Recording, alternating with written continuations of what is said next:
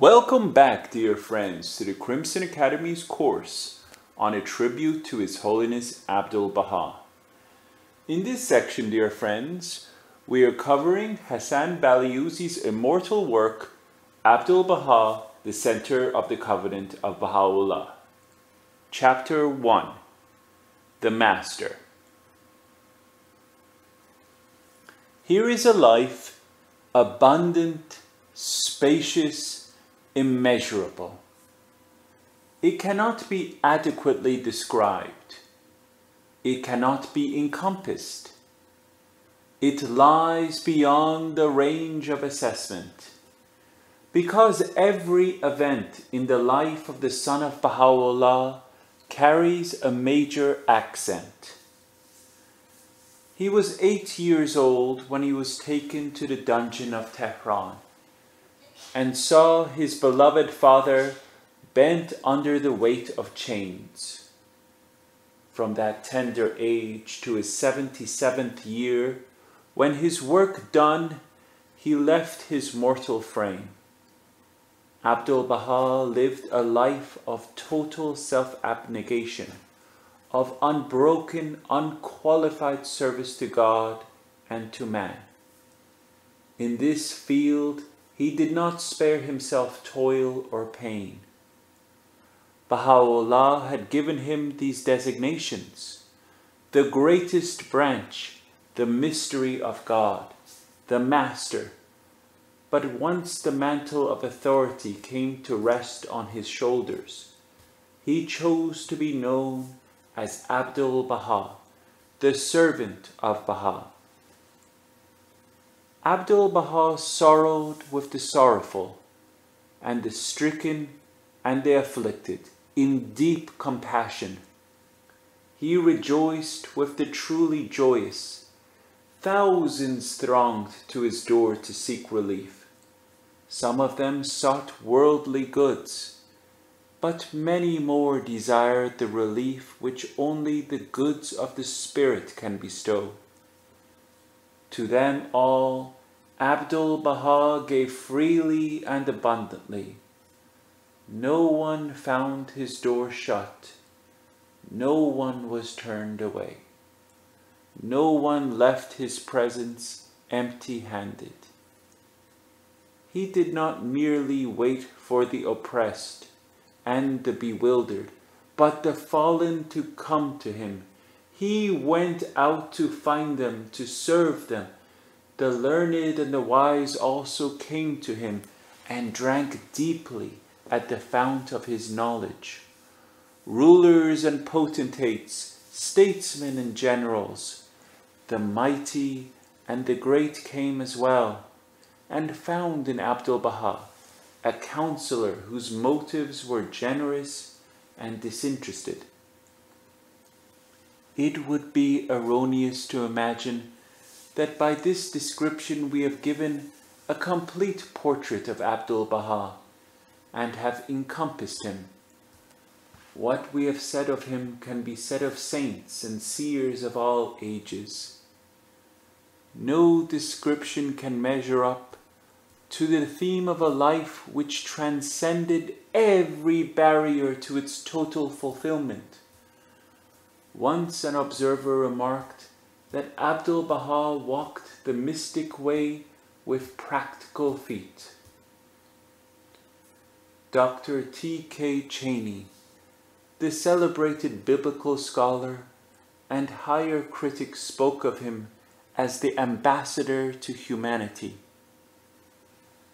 Edward Granville Brown, the eminent Orientalist of Pembroke College, Cambridge, visited Akka in April 1890 and met Abdu'l-Baha.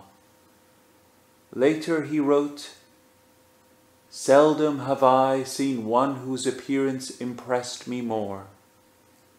A tall, strongly built man, holding himself straight as an arrow, with white turban and raiment, long black locks reaching almost to the shoulder, broad, powerful forehead, indicating a strong intellect combined with an unswerving will, eyes keen as a hawk's, and strongly marked but pleasing features. Such was my first impression of Abbas Effendi, the master, Agha as he par excellence is called by the Babis. Subsequent conversation with him served only to heighten the respect with which his appearance had from the first inspired me. One more eloquent of speech, more ready of argument, more apt of illustration, more intimately acquainted with the sacred books of the Jews, the Christians, and the Mohammedans, should scarcely be found even amongst the eloquent, ready, and subtle race to which he belongs. These qualities, combined with a bearing at once majestic and genial, made me cease to wonder at the influence and esteem which he enjoyed even beyond the circle of his father's followers. About the greatness of this man and his power, no one who had seen him could entertain a doubt. Thornton Chase, the first Baha'i of the American continent, wrote in the early years of the century, "The fame of him has gone round the world. Many from this country, led by various motives, have visited him, and we have seen and heard them after their return. Without exception, they have agreed in declaring that they have seen the most powerful being upon the earth. They tell how, going before him with varied expectations, curiosities, or hopes, and finding themselves in his presence, they were overwhelmed with awe, shame, fear, love, abasement, or exaltation, emotions differing according to the conditions of each. They tell how they fell at his feet and longed to kiss even the dust on which he trod. Strong men with tears streaming down their cheeks and voices broken with emotion have told us of the unspeakable love, gentleness, majesty, and power radiating from that simple man of slender build and medium height.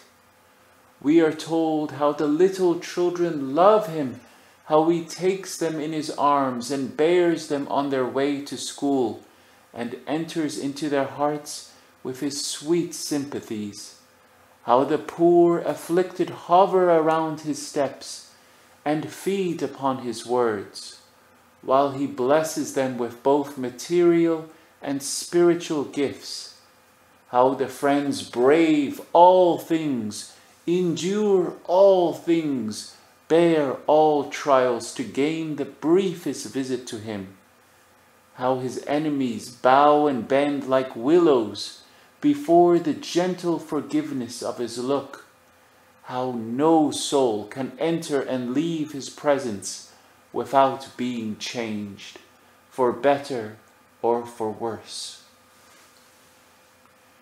Horace Holly, another distinguished Baha'i of the United States, who was appointed a hand of the cause of God by the guardian of the faith, met Abdu'l-Baha on the shores of Lake Leman in August 1911. This is his testimony. He displayed a beauty of stature, an inevitable harmony of attitude and dress I had never seen nor thought of in men. Without having ever visualized the master, I knew this was he. My whole body underwent a shock.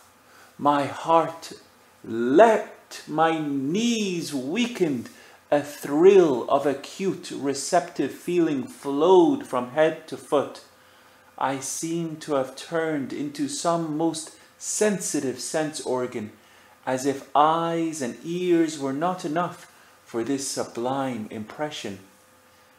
In every part of me, I stood aware of Abdu'l-Baha's presence. From sheer happiness, I wanted to cry. It seemed the most suitable form of self-expression at my command. While my own personality was flowing away, even whilst I exhibited a state of complete humility, a new being, not my own, assumed its place.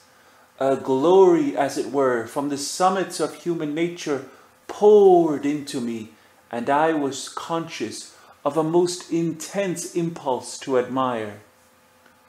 In Abdu'l-Baha, I felt the awful presence of Baha'u'llah, and as my thoughts returned to activity, I realized that I had thus drawn as near as a man now may to pure spirit and pure being. During our 2 days' visit, we were given unusual opportunity of questioning the Master, but I soon realized that such was not the highest or most productive plane on which I could meet him.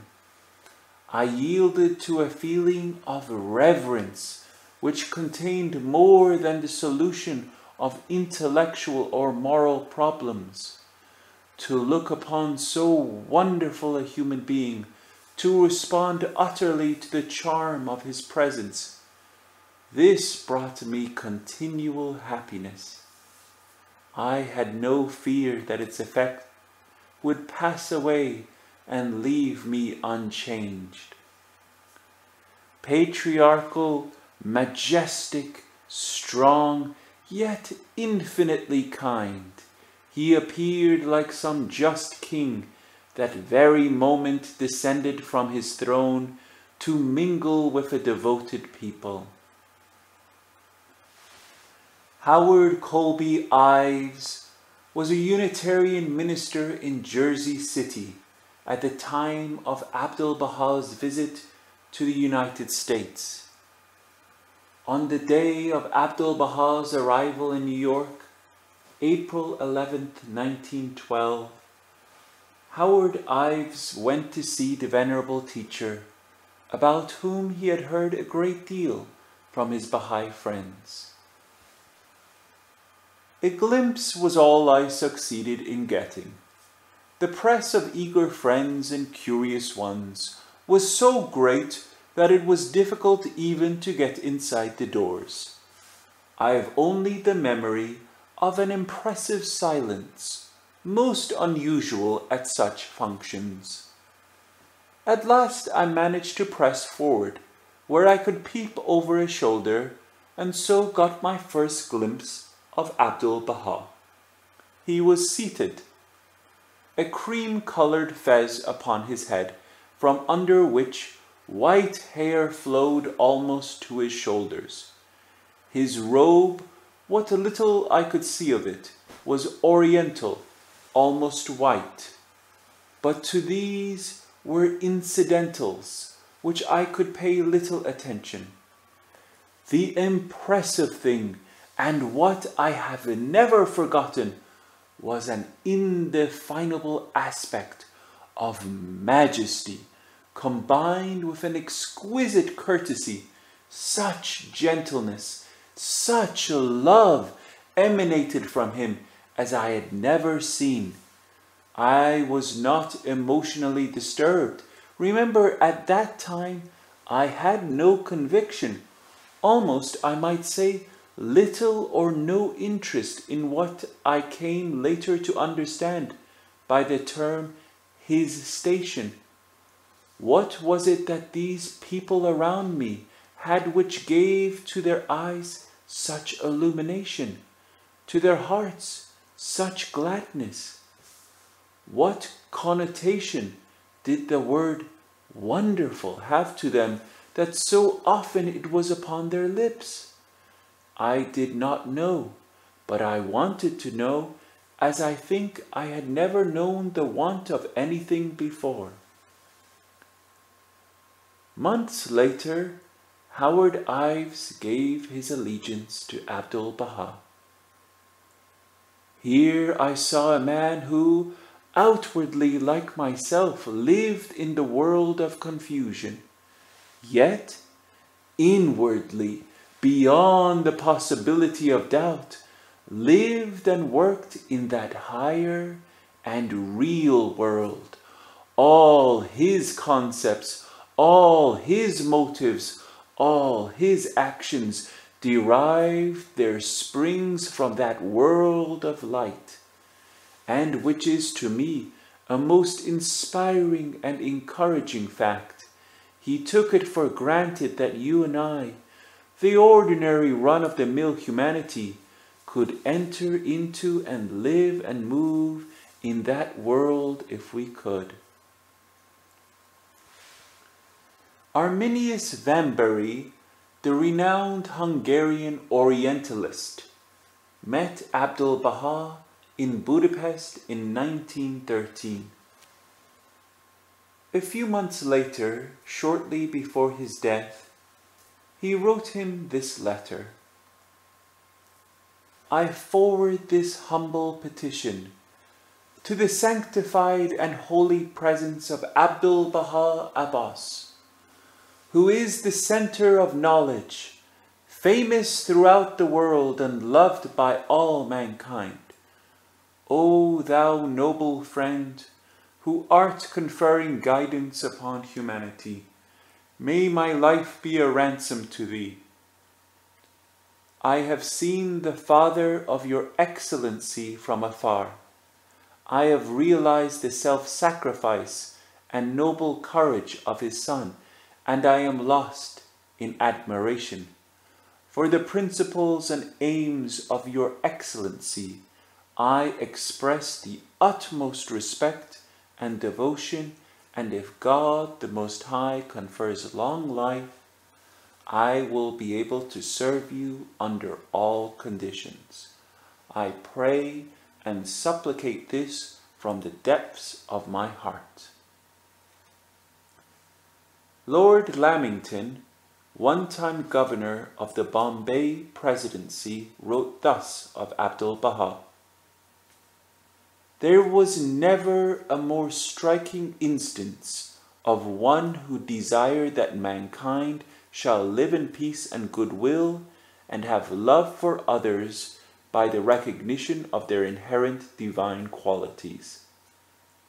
At Haifa in 1919, I well remember seeing a white figure seated by the roadside. When he arose and walked, the vision of a truly and wholly saintly man impressed itself on me. I think it was on this occasion that he took his signet ring from off his finger and gave it to me.